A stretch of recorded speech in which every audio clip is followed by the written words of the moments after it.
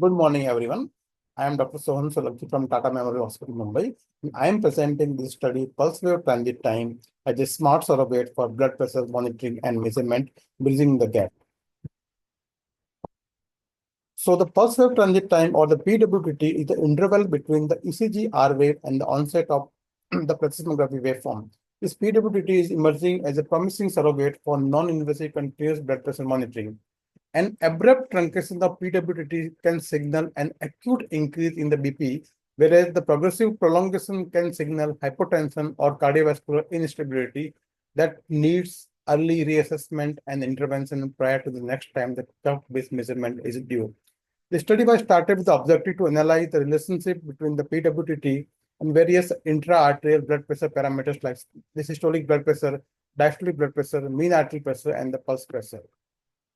This was a prospective observational study included 30 patients undergoing elective surgery with IIBP monitoring.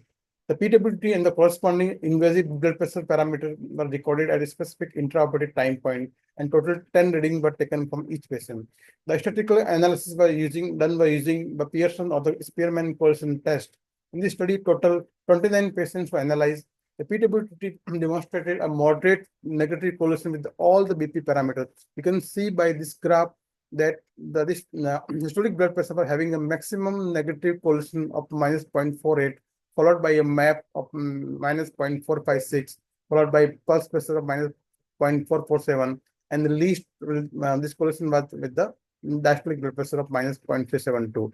The PWT increased in the hypotension, where the decrease in the hypotension. You could also find a predictive range of PWT for a given map. To conclude, that is PWT correlates moderately and negatively with the SBP and diastolic blood pressure, MAP, and the pulse pressure, and the maximum negative by with the SBP. So the implication with that, the PWT is a viable non-invasive tool for the continuous BP trend monitoring, and a change in the PWT can serve as an early indicator of acute blood pressure fluctuation even in the absence of a trigger NIBP measurement.